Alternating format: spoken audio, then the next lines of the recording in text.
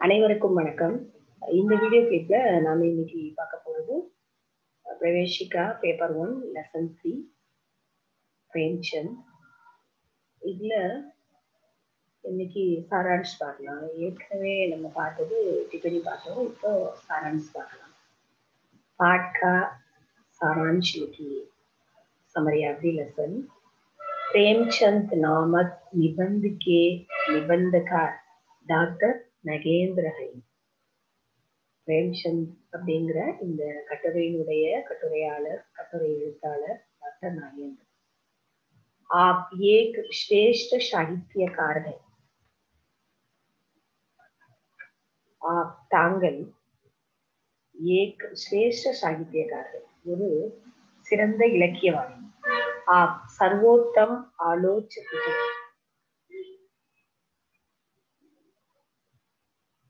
தாங்கள் அனைத்தையும் சிறந்த ஒரு நல்ல விமர்சகர். आपकी रचनाएं आलोचनात्मक, मनोवैज्ञानिक, सामाजिक और विश्लेषणात्मक है.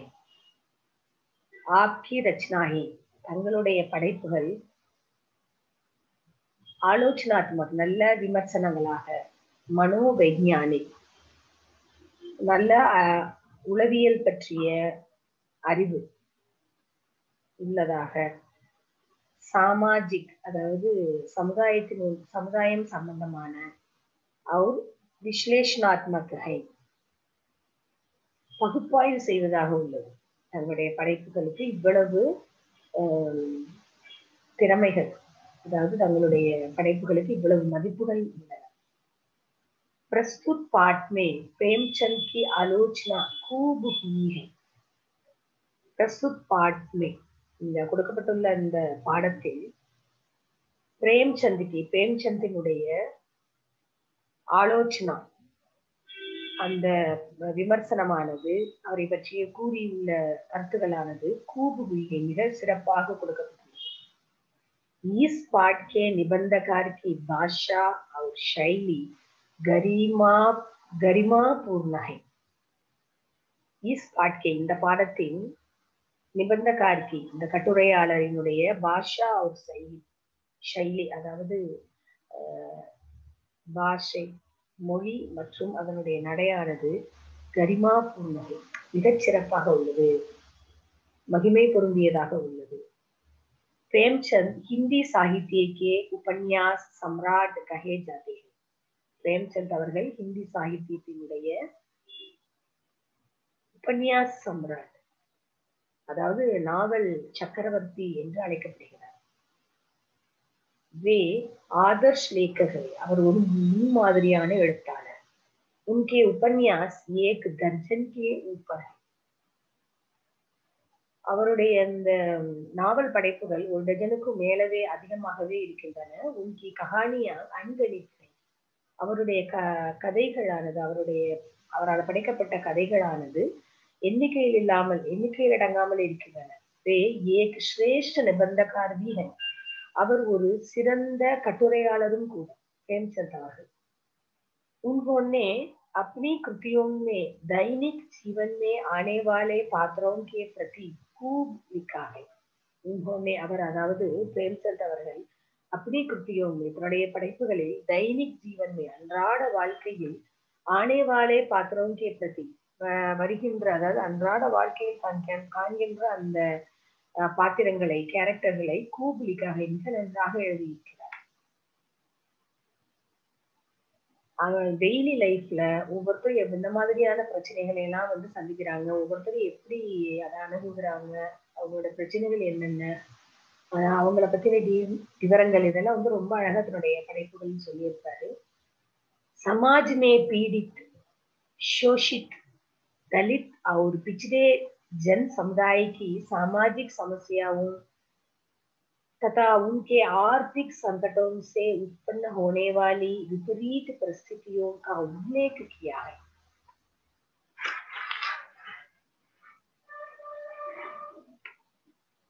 समाज में पीड़ित, அதாவது சொசைட்டியில் பீடிக்கப்பட்டுள்ள சொசைட்டியில் புகுந்துள்ள மற்றும் அந்த சுரண்டல்கள், உறிஞ்சல்கள், அதாவது பணக்காரர்கள் வந்து அந்த ஏழைகளை வந்து சுரண்டதை பத்தி ரொம்ப நல்லா சொல்லியிருப்பாரு அப்படின்னு டிப்பனியில பார்த்தேன்.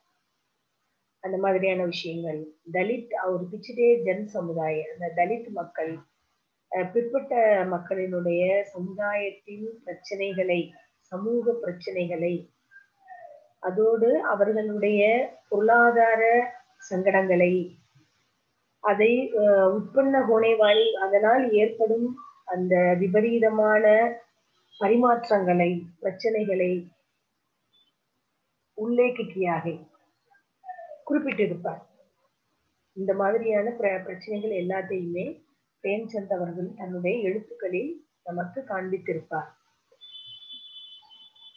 அந்த மாதிரி பிரச்சனைகளை சந்திக்கும் மக்களுடைய வாழ்க்கையை நமது கண்முன்னே கொண்டு வந்து அழகா உண்மையிலே அப்படி நடக்கிற மாதிரியே நம்மளுக்கு வந்து அந்த எழுத்துக்கள் மூலமா கண்கூடா நம்ம அந்த நடக்கிறத பாக்குற மாதிரியே அவருடைய எழுத்துக்களை வந்து கொண்டு வந்து इतना ही नहीं बल्कि उन पर अपनी सहानुभूति भी प्रकट की है.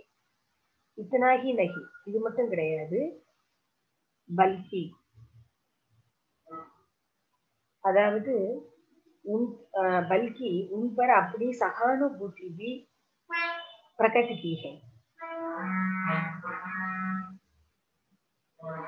उन पर அதாவது அந்த மக்களின் மேல் அப்படி சகானுபூதி தன்னுடைய அந்த கருணையையும் இரக்கத்தையும் கூட பிரகட்கிகே வந்து வெளிப்படுத்தி இருப்பார். உன்சே படுக்கர் அவர் கோய் நஹீ கர் சக்தே. இதை அவரை தவிர மிகச் சிறப்பாக, இவருக்கு மேலாக யாருமே எடுத்து காண்பிக்க முடியாது. அந்த அளவுக்கு ரொம்ப அழகா அதுல வந்து தன்னுடைய எழுத்துக்கள் மூலமா ஒவ்வொன்றையும் கொண்டு வந்திருப்பார். प्रेमचंद ने अपनी रचनाओं का खिंचाव इस ओर अवश्य किया है कि उनकी रचनाएं आदर्शोन्मुख यथार्थवाद की बनी है.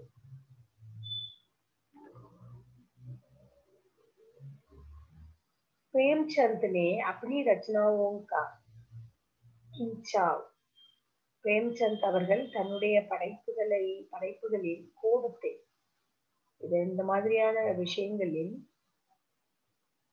தன்னுடைய கோபத்தை ஈஸ்வோர் அவசியக்கியாக, அதாவது இந்த திசையில் இதை நோக்கி கண்டிப்பா வந்து செஞ்சிருப்பார். அதாவது இத ஒரு குறிப்பிட்ட இந்த விஷயத்தை பத்தி அவர் தன்னுடைய கோபத்தை வந்து தன்னுடைய படைப்புகளில் வெளிப்படுத்தி இருப்பார். எதை பத்தி அப்படின்னாக்கா, உன்கி ரச்சனாயே, அவருடைய படைப்புகள்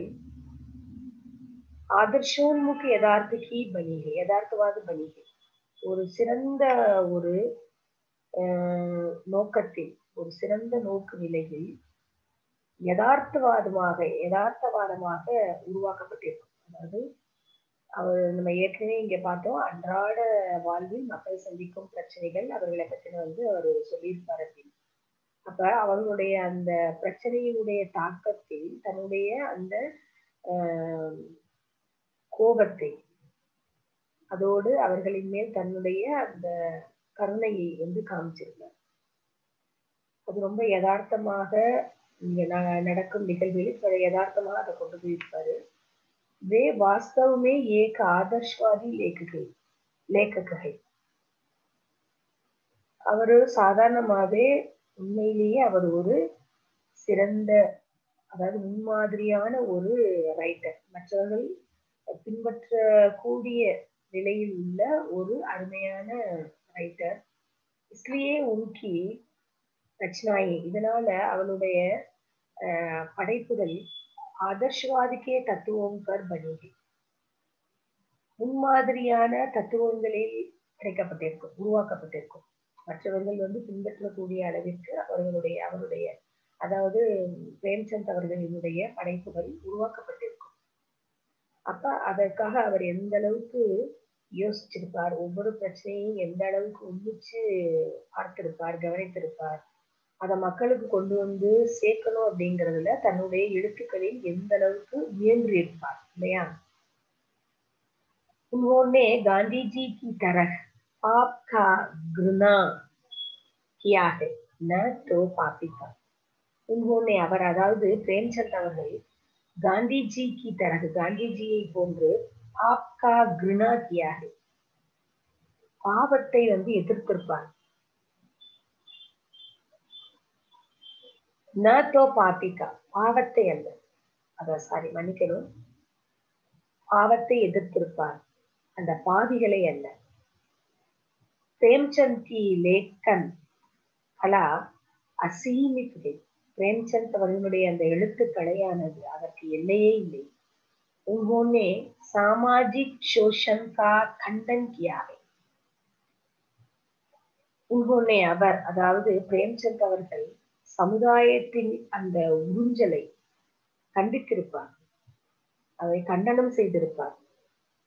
धनी अपने धन के बल प्रयोग करके न्यायालय की खरीदगी करते हैं. பணக்காரர்கள் தன்னுடைய பண பலத்தை உபயோகித்து நீதிகளை, அதாவது நீதிமன்றங்களில் நீதிகளை கரீதி கர்த்தே வாங்கிடுறாங்க. யானி தியாக் கி கரீதகி கர்த்தே, அதாவது தியாகத்தையே அவங்க வந்து வாங்குறாங்க. எத்தனையோ பேர் எத்தனையோ வகைகளை தனக்காக மற்றவங்களுக்காக தியாகங்கள் செய்யறாங்க, அதையே அவங்க வாங்குறாங்க. அப்படிங்கிற போது இது வந்து ஏற்றுக்கொள்ளக்கூடியதே அல்ல. यह बात उनकी रचित नमक का दारोगा और सभ्यता का रहस्य नामक कहानियों में चलने को देख पाते हैं.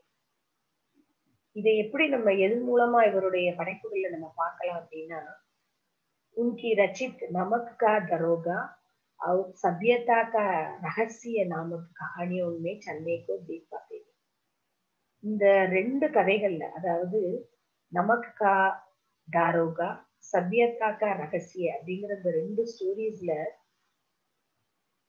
மேல சொல்லப்பட்டிருக்கிற இந்த விஷயங்களை வந்து நாம பார்க்க முடியும். அதாவது மிகப்பெரிய பணக்காரர்கள் எப்படி தங்களுடைய பணபலத்தின் மூலமாக நீதிகளையும் தியாகங்களையும் வாங்கி கொள்கிறார்கள், தன்னுடையதாக்கி கொள்கிறார்கள் அப்படிங்கிறத நம்ம முதல்ல பார்க்க முடியும்.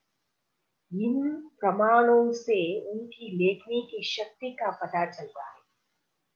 இந்த சான்றுகளின் மூலமாக, அதாவது இந்த கதைகளின் மூலம் நமக்கு தெரிய வரும் இந்த சான்றுகளினுடைய இவருடைய இந்த படைப்புகளின் மூலமாக, இவருடைய இந்த கோபங்களின் மூலமாக, இவருடைய இந்த உண்மைகளை விளக்குவதன் மூலமாக அவருடைய உன்கி லேக்னிக்கு சக்தி, அவருடைய எழுத்தினுடைய சக்தியை பதா चलता है, நாம் அறிய முடியும். प्रेमचंद को सामाजिकता के नायक कहा जाए तो कोई अतिशयोक्ति नहीं होगी. பிரேம்சந்தினுடைய அந்த பிரேம்சந்தினை சாமாஜிக்தா கே நாயக், அதாவது சமுதாயத்தினுடைய நாயகன் அப்படின்னு சொல்றதுல வந்து ஒரு மிகையானது இல்லை. அது வந்து ஒரு மிகைப்பட கூறுவதாக கிடையாது. ஏன்னா அதுதான் உண்மை. ஏன்னா சொசைட்டியை பத்தி அவர் வந்து அவ்வளவு கவனிச்சு நம்மளுக்கு வந்து சொல்லியிருக்கிறார். அவர் ஒரு சமுதாயத்தினுடைய நாயகன் அப்படிங்கிறத வந்து ஒன்றும் மிகைப்பட சொல்லுவது கிடையாது, அதிகப்படியான வார்த்தைகள் இல்லை, அது வந்து உண்மை. क्योंकि उनकी रचनाएं सामाजिकता के साथ बनी गई. क्योंकि ஏனென்றால் उनकी रचनाएं, அவருடைய படைப்புகள் சமுதாயத்தை பற்றி வந்து அதை ஒட்டியே வந்து நிறைய உருவாக்கப்பட்டது. विविध वर्ग, जाति, स्वभाव, संस्कार, सामाजिक स्थिति आदि के पात्रों के साथ उनकी कृतियां है. विविध वर्ग, விதவிதமான வகுப்புகள், ஜாதிகள், அவருடைய சுபாவங்கள், அது வந்து எப்படி தூய்மைப்படுத்துறது, எப்படி ஒழுங்குபடுத்துறது அப்படிங்கிறது, அந்த சமுதாயத்தினுடைய நிலை, ஆதிக்கே பாத்திரம் கேசாது, இந்த மாதிரியான படைப்புகளோட கேரக்டர்களோட உன்கி கிருத்தியாக அவருடைய படைப்புகள் வந்து இருக்கின்றன. அது வந்து ரொம்ப அருமையாக மனசுல பதியிற மாதிரி தைரியமாகவும், கோவமா சொல்ற இடத்துல கோவமாவும், தயையோடு, கருணையோடு சொல்ற இடங்கள்ல கருணையோடும் வந்து ரொம்ப ரொம்ப ரொம்ப அருமையாக நம்மளுக்கு சொல்லியிருக்கார் தன்னுடைய படைப்புகள். इससे पता चलता है कि उनमें असाधारण व्यक्तित्व है. இதன் மூலமா நம்மளுக்கு என்ன தெரிய வருது அப்படின்னாக்கா, உண்மை அவருடைய அந்த படைப்புகளின் மூலமாக அவரினுடைய அந்த அசாதாரணமான அந்த மனித தன்மை நம்மளுக்கு வந்து தெரிய வரும். உண்மை சாமாஜிக் உத்தர்தாயித்வ है. இதன் மூலமாக இந்த படைப்புகளில் அவருடைய அந்த சமுதாய பொறுப்புணர்ச்சியை வந்து நம்ம காண முடியும். समाज में होने वाली समस्याओं का सुधार भी दृष्टव्य है. சமுதாயத்தில் ஏற்படுகிற அந்த பிரச்சனைகளுக்கான தீர்வு, அந்த பிரச்சனைகளுக்கு காண உரிய சீர்திருத்தமும் திரஷ்டவியகை நமது பார்வைக்கு வந்து இருக்கும். அதையும் நம்ம வந்து தெரிஞ்சுக்கிடுவோம். ஏன்னா நம்ம ஏற்கனவே பார்த்தோம் தன்னுடைய படைப்புகளில் சொல்லப்படும் அந்த பிரச்சனைகளுக்கான தீர்வை அந்த படிப்பவர்களிடமே அவர் ஒப்படைக்கிறார். தன்னுடைய படைப்புகளின் மூலமாக அந்த படைப்பாளர், அதாவது பிரேம்சந்த் அவர்கள் சமுதாயத்தில் என்னென்ன பிரச்சனைகள் இருக்கின்றன, அவைகள் எப்படி நடக்கிறது, அதன் மூலம் யாராருக்கு என்னென்ன பிரச்சனைகள் வந்து ஏற்படுகிறது, அது எப்படி வந்து நம்முடைய சமுதாயத்தில் தொடர்ச்சியாக கொண்டு செல்லப்படுகிறது, இதை பற்றின எல்லாத்தையுமே சொல்றதன் மூலமா இதுக்கான தீர்வையும் படிப்பவர்களிடையே வந்து கொடுத்துடுறார், ஒப்படைக்கிறார். அப்ப அதை எந்த அளவுக்கு வந்து படைத்திருப்பார் அவருடைய ஒவ்வொரு படைப்புகளையும் அப்படிங்கறதை நம்ம வந்து புரிஞ்சுக்கலாம். பிரேம்சந்த் பத்தி ரொம்ப அருமையா சொல்லப்பட்டிருக்கிற இந்த பாட்காஸ்ட் சாராம்ஸ் நல்லா ரிவைஸ் பண்ணிக்கோங்க. கொஞ்சம் டைம் ஒதுக்கி இந்த லெசனையும் வந்து நீங்க ஃபுல்லா படிச்சு பாருங்க. இன்னும் நிறைய விஷயங்கள் ரொம்ப நல்ல விதமா உங்களுக்கு வந்து பிரேம்சந்த் பத்தி நீங்க தெரிஞ்சுக்கிடலாம். அடுத்த வீடியோ கிளிப்ல பார்க்கலாம். நன்றி.